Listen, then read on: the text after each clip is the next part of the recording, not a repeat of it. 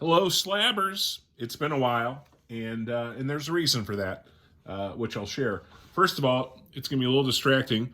I got an injury on one of my two hands. You see, one of them, I tore some ligaments, so might get a little clunky in the presentation today. I'll try to do my best.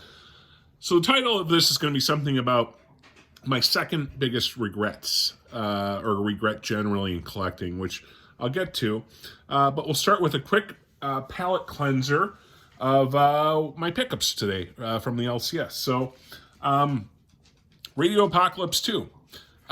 Here's something I'm going to suggest to all the execs at the companies. Maybe don't wait 3 months in between issues, because I think a lot of people lose interest. And if your goal is to sell more books, get them out a month apart. You guys are professionals. Shouldn't be that difficult. I don't even know what the first one did because it was so long ago, so I have to reread the first one to see if I even want to read the second one. So maybe that's their plan. Do better.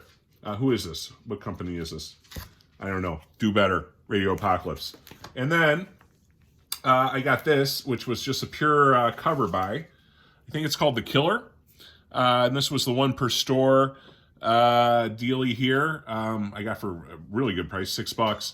But I don't know, just kind of a cool negative space cover. That face looks kind of familiar to me. I don't know what it's based on, but reminds me of something. So anyways, just a cool cover. And I got Philadelphia, the first trade. So I know there's a lot of buzz on that. I haven't read it, so we'll see if that's good. And then they got some Campbell books in. So I got 3 of the 4 connecting covers: the the Spider-Gwen, the Silk, and the Spider-Woman, which, as you know, all connect to be to form the big monster. So there's one more that I don't have, but I got all these. They came in. And then I got these connecting covers, which I think is kind of cool. Wrong way.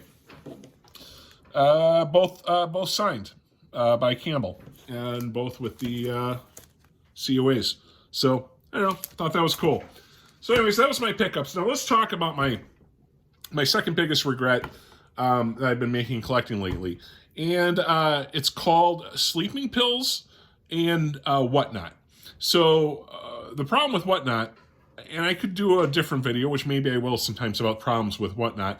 There's some stuff going on there that people should be a little bit wary of, right? I don't think every seller on that platform is it has the best interests of the hobby in mind, and I think there's some shady shit that goes on that platform, and a lot of the opinions I have are coming from the sports card world, which I think I've talked about before, and I'll just say that the way some of those videos are shot are less than transparent.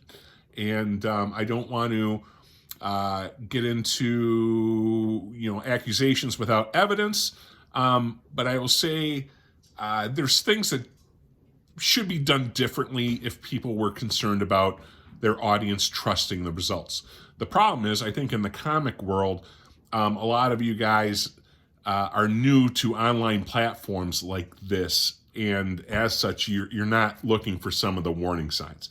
I'll tell you this as a general statement, not against any specific channel.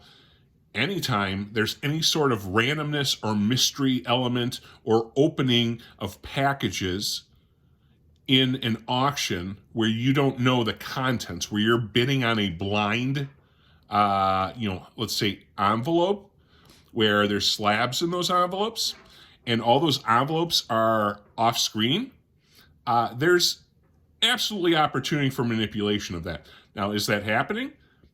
I don't know. I can't say. Not necessarily, but there's certainly the ability for it to be manipulated, and that's why there should be transparency. There should either be a separate camera trained on that, which I don't know if Whatnot supports, but then you should angle the camera in a way that shows all of these envelopes, right? And you see the person pick it, and then you see it come out, and that way it can't be manipulated. But, let's say, it's like, let's find an example here. okay, here you are. You won this this book right here. Here's our winner. Now everyone's buying into this, and we don't know if this is the $1,000 book or not. So let's see if it is. And oh no, it's not. It's something else, right? Do you see how that can work? Oh no, it's off camera. So now I'm, maybe I'm taking this book and switching it.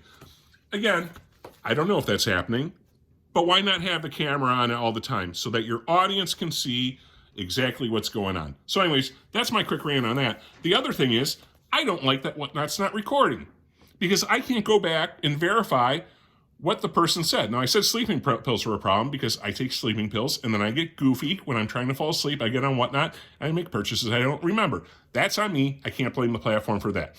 But I would like to go back and be able to see what I purchased.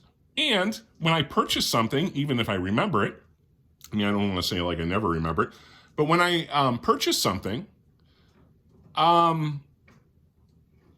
lot of times those sellers are making representations about the condition of the book, right? And I'm not taking notes. I don't know if I'm going to win an auction or not, so I'm not writing all the notes of what they're saying.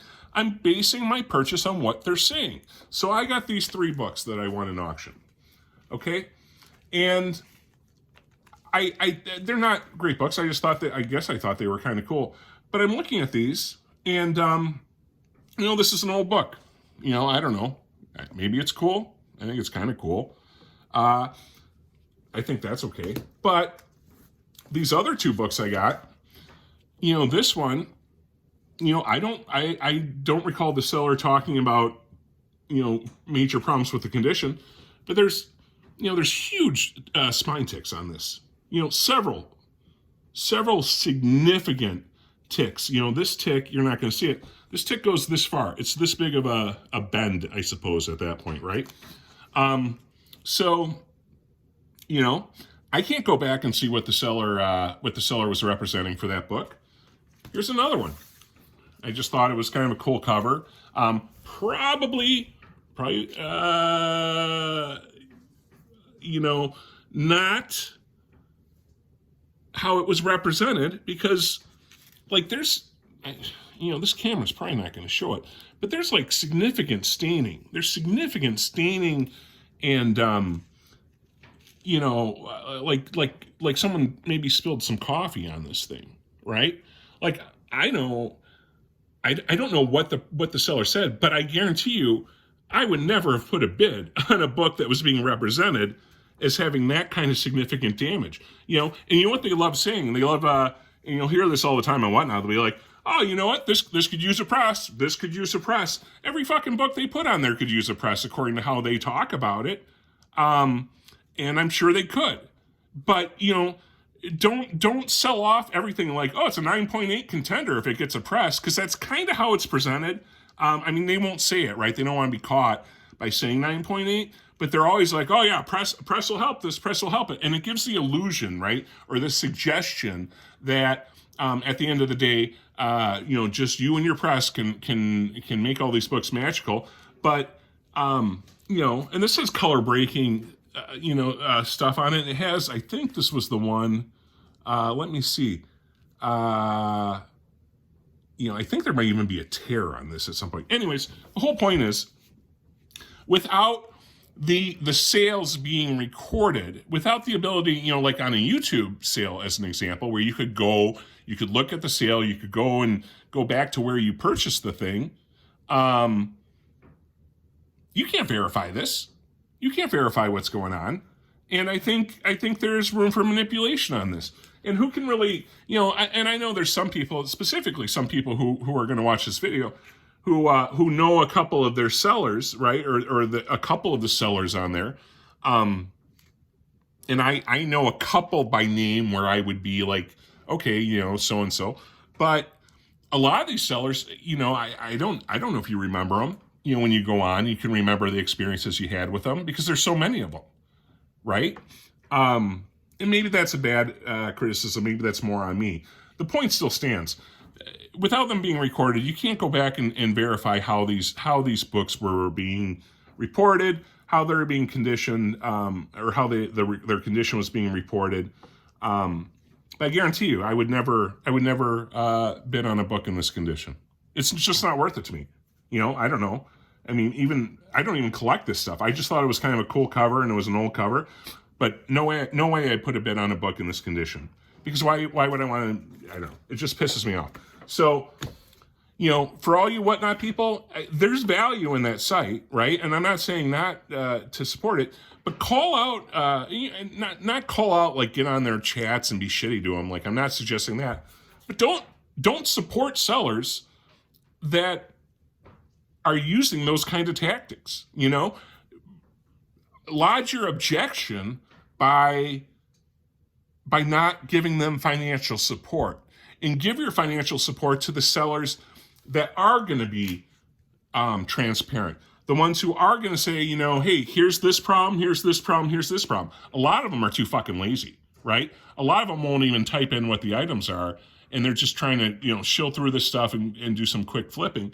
But, they should spend the time to go through and okay, this, and this is what you're buying. And now you're an educated buyer, and you can make those decisions.